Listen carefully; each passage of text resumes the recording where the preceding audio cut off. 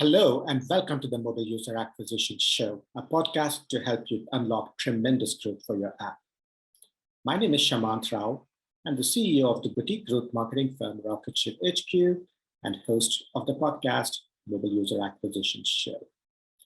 In each episode, we feature experts in the field of mobile growth and discuss strategies, tips, and pointers from the leading edge of mobile growth marketing. By the end of each episode, you will have gained actionable and tactical insights that will help you make more informed decisions in your own work around growth. The Mobile User Acquisition Show is produced by Meryl Vincent, Content Marketing Manager at Rocketship HQ. Our guest today is Selina Tobaccowala. Today's episode is a re-release from our older podcast, How Things Grow, and it has a ton of takeaways because one of the best ways to be smarter looking forward is to learn from the past. Selina co-founded Evite right after she graduated from Stanford, which was acquired by IAC.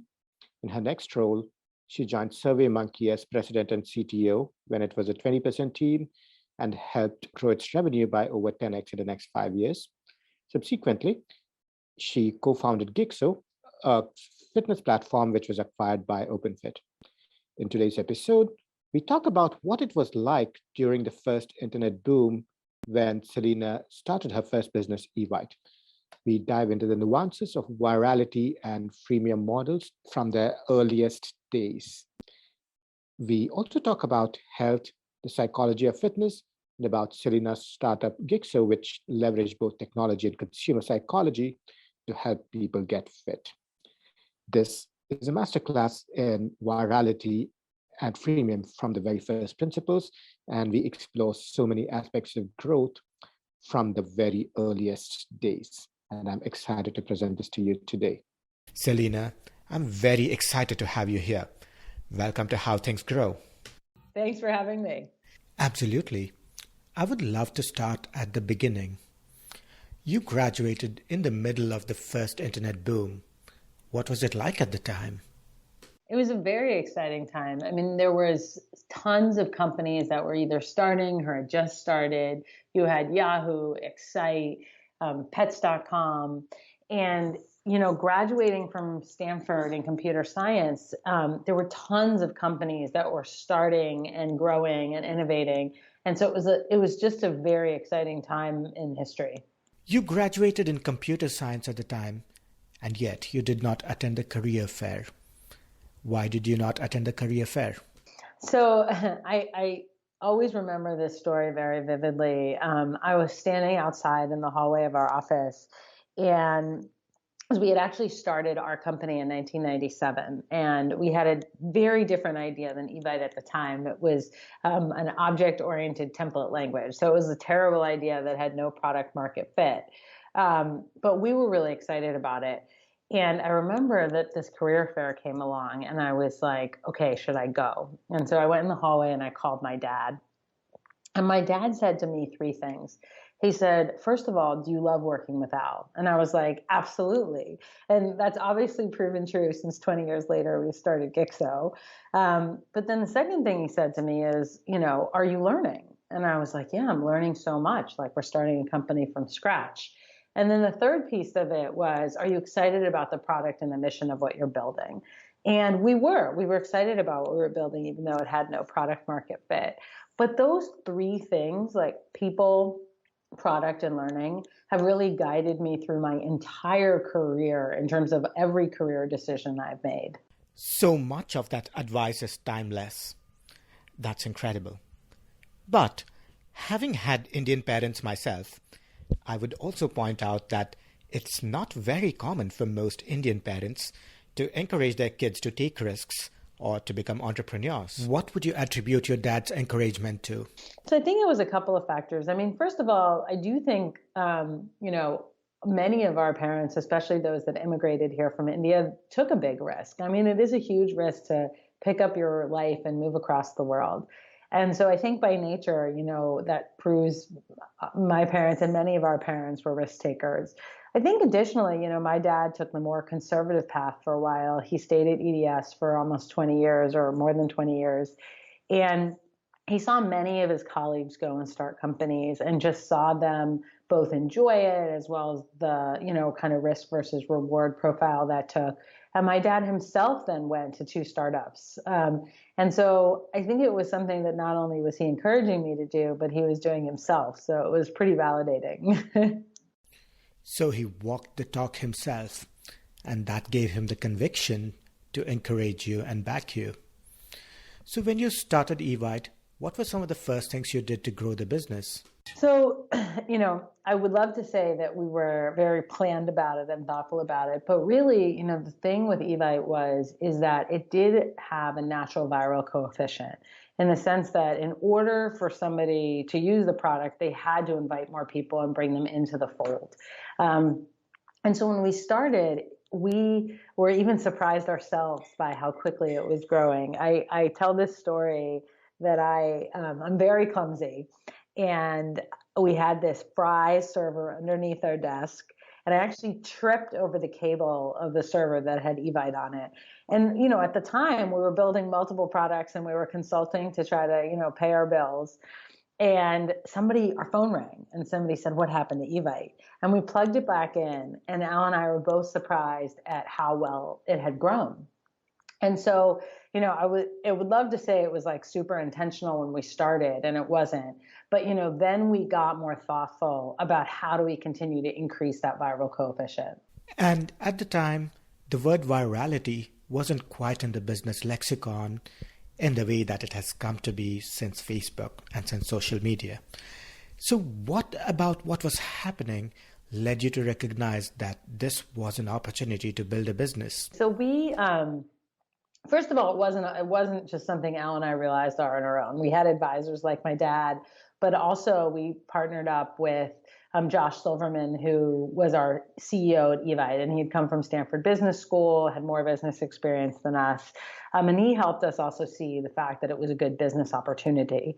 But one of the things I would say that we did really well at Evite was really looking at the metrics and looking at that virality, which is how many people you invited, how many of them in turn became creators themselves. And I would say there was tons of competition at the time. There was Invite Me To, Time Dance, See You There. And I truly believe one of the reasons that we sort of went above the crowd was because we were very focused on A/B testing and constantly iterating to improve that viral coefficient. So even though we didn't call it a viral coefficient at the time, it was always, we said, how many invitees will become creators? That was the number we looked at. But that was one of the main reasons I think we were able to sort of, still be alive today.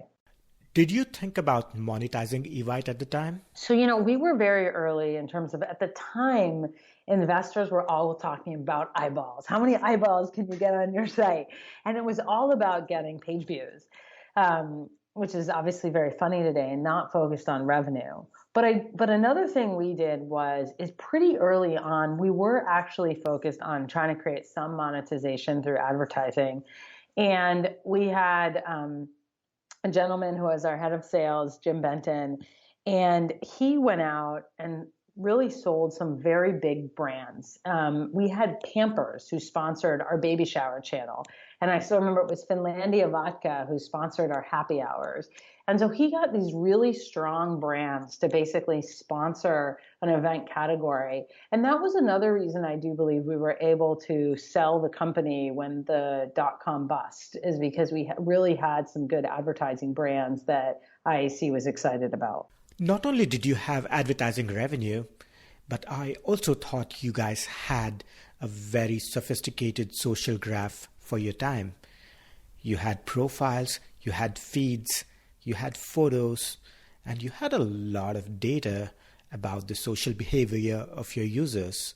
Yeah, if you think about it, we obviously, missed an opportunity in terms of, we probably at the time had the largest friend graph, in 2000, 2001, way before any of the social network. Sounds like you guys were way ahead of the time because Facebook came way after you guys. You guys did go through the .com bust. What was that like? That wasn't very fun. We had taken $37 million of funding for online invitations. We were not as focused on revenue as we should have been. And so, we took out billboards on 101 because that's what people did. So we were in a position where to get the, investor value back, the best thing we could do was sell the business. And we did something very unusual. We took an ad out in the Wall Street Journal, if I remember correctly, saying Evites for sale. We ended up with 2 bidders, and in April of 2001, we sold to IAC. It was Ticketmaster City Search was the main entity that was buying us at the time. It worked out really well because for us, we had invested so much in the product and invested so much in the brand, and to see that brand still alive today makes me really proud. Absolutely. It's like seeing your baby, last, 25 years, which is a lifetime. 2020, don't age me. 20, that's right. I'm sorry. My bad in the math. 20 years. That's right. So if we were to fast forward to 2009, you were in Europe at the time because you had moved to Europe after selling Evite. You had been thinking about moving back to the Silicon Valley. What were some of the options that you were evaluating at the time? Yeah, so you're absolutely correct. I was living abroad, working for Ticketmaster, which was a wonderful experience. But I was traveling about 60 to 70% of the time. And my husband and I wanted to start a family. And so I knew I couldn't travel so much. And I was very excited to get back to Silicon Valley and come to something more innovative. And so I looked at a whole bunch of different options. I looked at, really, really early stage companies. I looked at slightly larger companies, but really when I met Dave, when I heard the SurveyMonkey mission and vision, I was sold. And just to jump in, can you tell us who Dave was? Absolutely. Dave Goldberg was one of the most wonderful leaders in Silicon Valley. He was the CEO of SurveyMonkey. He was an extraordinarily leader, extremely data-driven, extraordinarily intelligent, and unfortunately, he passed away in May of 2015.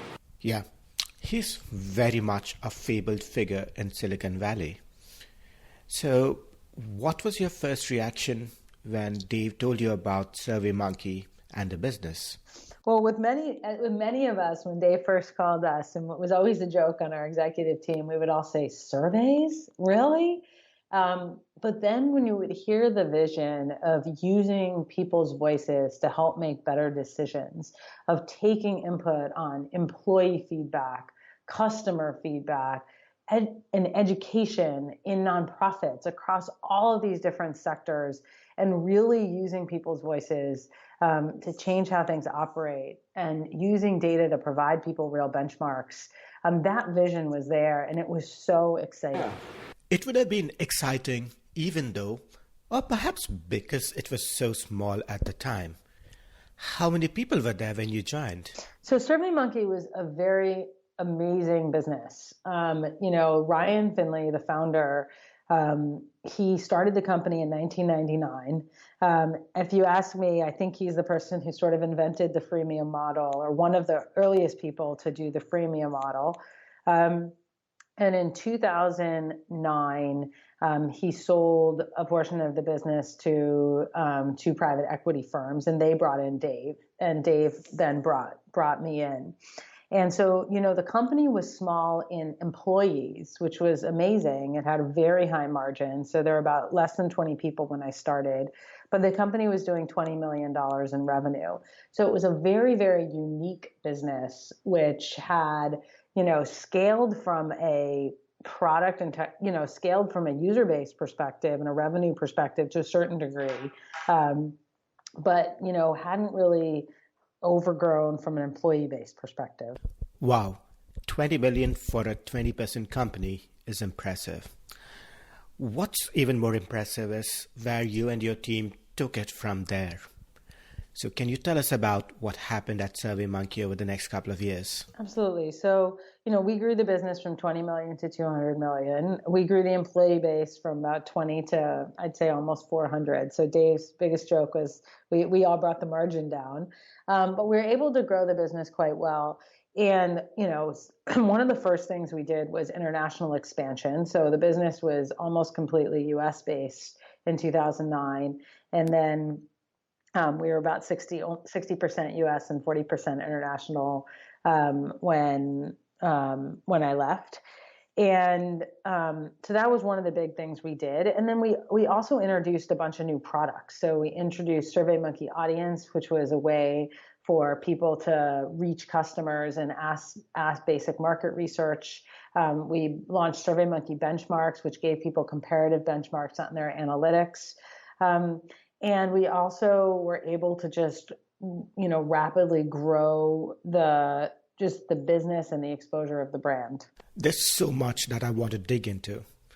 But what I would love to do is take a small step back to 2009, to the time just before you joined SurveyMonkey. I would love to talk about what you've described as your lean-in moment. Absolutely. So as you said, I've told this story on the Lean-In website. But the day before, 2 days before I was going to interview with SurveyMonkey, I said to my husband, I said, something doesn't feel quite right. And I took a pregnancy test and it was positive. And so I went and I interviewed with SurveyMonkey and the board.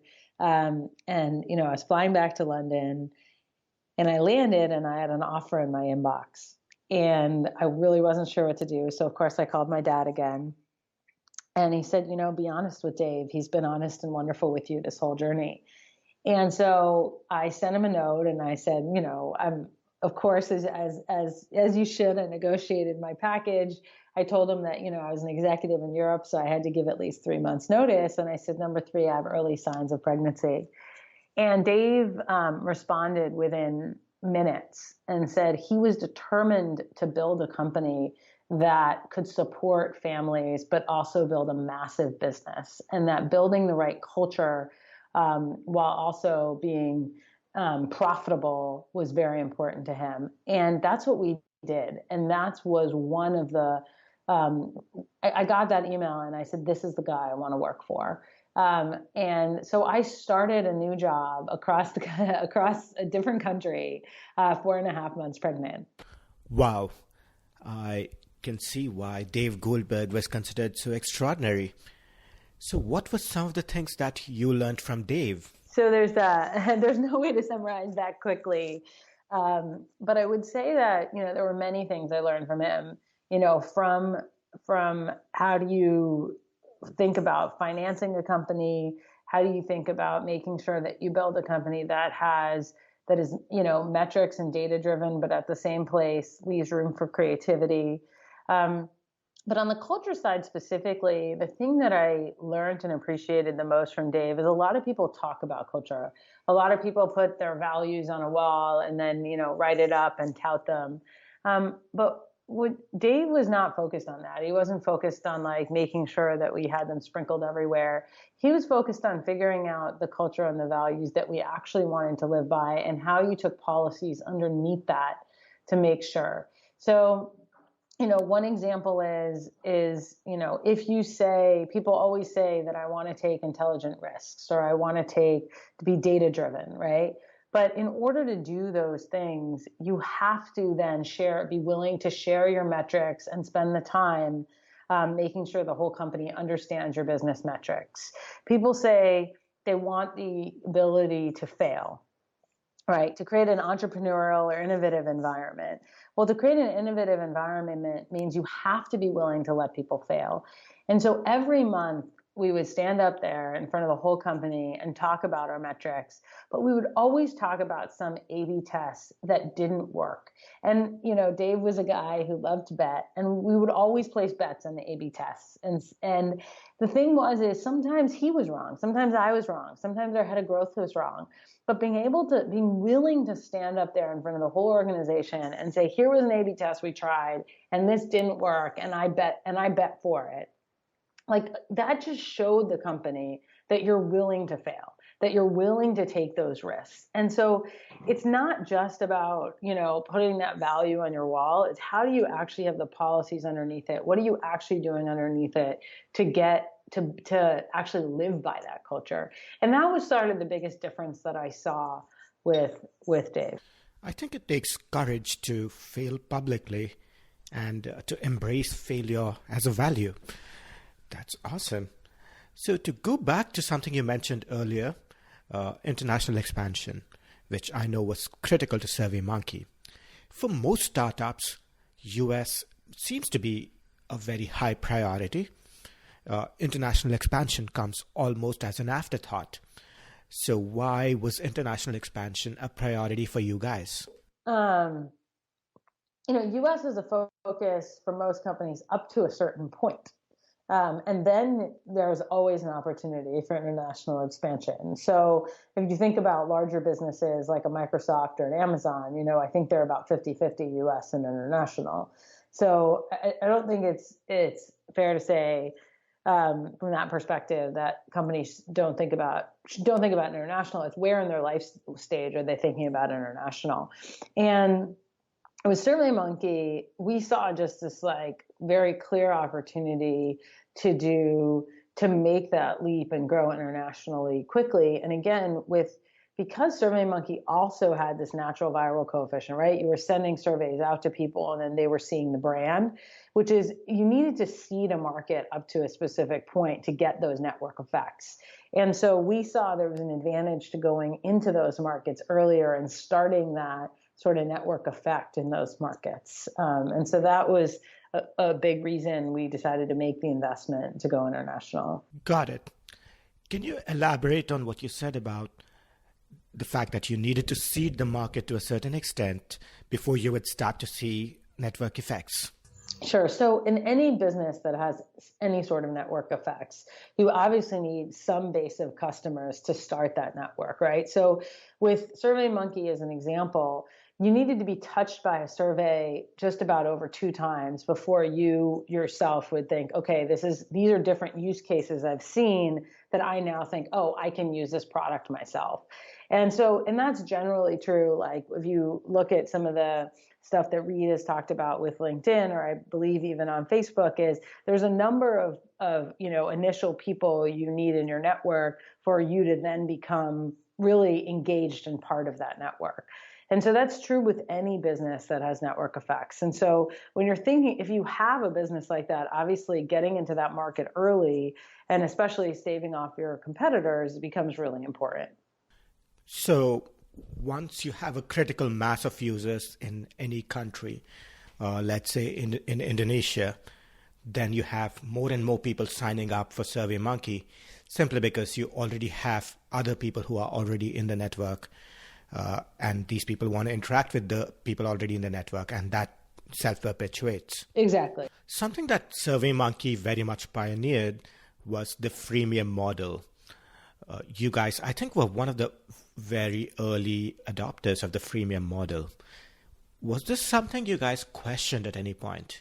So absolutely not. I mean, as I said, really Ryan Finley, the founder, was the one who created the innovation around the freemium model.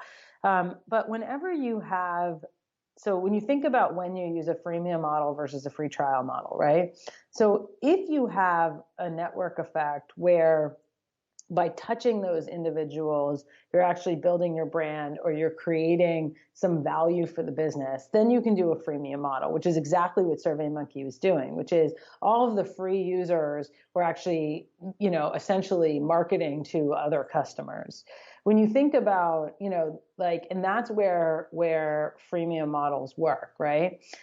Or if you can get somebody into a freemium model where they're naturally starting to expand usage or something that you then can drive them into a paying, but you're hooking them in with the free. And so that's where freemium models work. And so SurveyMonkey is absolutely the right type of business to be a freemium model. So how did you decide what features to keep free and what to keep paid? So it was a lot based on exactly that, which is this feature going to drive touching more customers, touching more people of recipients. And so that's, how you would start to draw the line. And then the other thing was looking at who were the users of those feature sets. So are these users more likely to be, education and teachers? Let's put those in our lower price packages. Are these users really going to be sort of market researchers at corporations? Let's put those in our higher price packages, because you have to think about willingness to pay. So they would have different price sensitivities. That makes sense. So how did SurveyMonkey get enough users to get to a point when network effects would start to kick in? And so, when we took on the business in 2009, Ryan and his brother had really done almost no marketing at all to drive the business. It was purely through natural virality. And so there was good opportunity for, SEO, SEM. We did paid media for the first time. And so we built out a marketing function at SurveyMonkey, and really so that we could sort of initially grow in markets as well as accelerate our growth in the United States. So you worked on surveys and at SurveyMonkey for over 5 years. What were some of the things you learned about surveys that surprised you? I think that one of the biggest things I learned about surveys that surprised me was, how you could easily bias people with questions. And I never really thought about that, which was, if you ask people if they agree or disagree, most people in the US are going to agree with something because it feels nicer to agree with something than to disagree with something. So how you word your questions, what the answer options are, that's really, it needs to be so specific in order to actually get the right answer and learnings from a survey. And so that's why we built at SurveyMonkey a concept of a question bank where you could take questions that were worded correctly that you knew you would receive a good result against. I imagine that had the added benefit of making survey creation easier for your users as well. Yes, for sure. During your time at SurveyMonkey, you lived through the transition from desktop to mobile. Did you see this transition coming? How did you and your team think about adapting to this transition? For SurveyMonkey, we definitely saw, obviously, there was a big transition from desktop to mobile. And for us, the biggest place that was happening was actually taking the surveys. We still had most people, again, this was a couple of years ago, most people creating the surveys on the desktop and doing it from kind of a work environment. But the taking was rapidly moving to mobile. And so making sure that, again, our survey page was our biggest brand touch, making sure that worked really well on mobile was a big priority for us. Right. That makes sense. And to fast forward to more recently, you started your new business, Gixxo.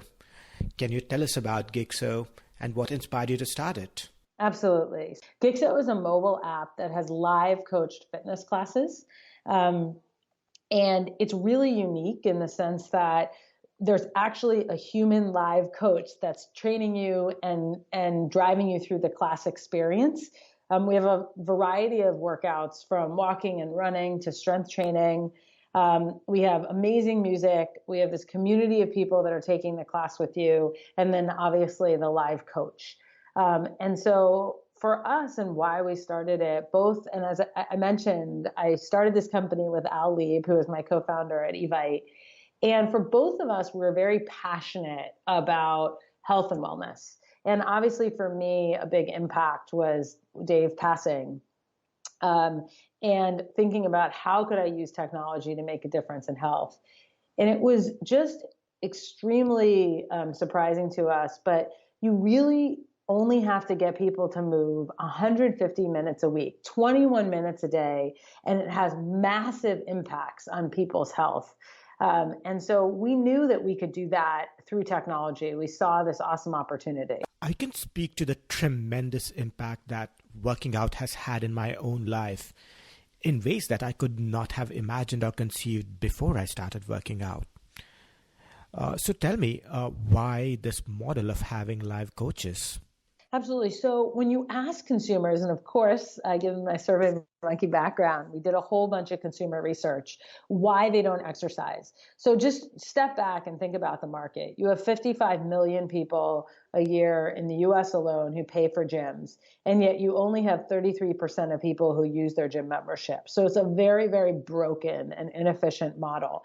And the gym doesn't actually want you to come, right? They depend upon your breakage. So when we asked people why they don't go, you consistently heard two things: lack of time and lack of motivation. And when you dig into lack of motivation, it's very clear. Lack of motivation is because it's not enjoyable. When you look at all the academic research, and there's a really interesting book by Michelle Seeger called No Sweat, and it talks about, one of the biggest things in exercise and fitness is if you can get somebody to change their mindset that this isn't a chore, but this is something I do for myself, this is something I enjoy, that's what helps people retain. And when you look at the data of, basically who is actually retaining even in the health club space, it's people going to classes. And so they're more fun. Like it is, when you have a live coach who's moving you along, you have this great music, and you have these other participants that you can, engage with in light touch ways. It's a more fun experience. And I'm somebody who literally did nothing for 5.5 years. And now I look forward to my Gixxo classes.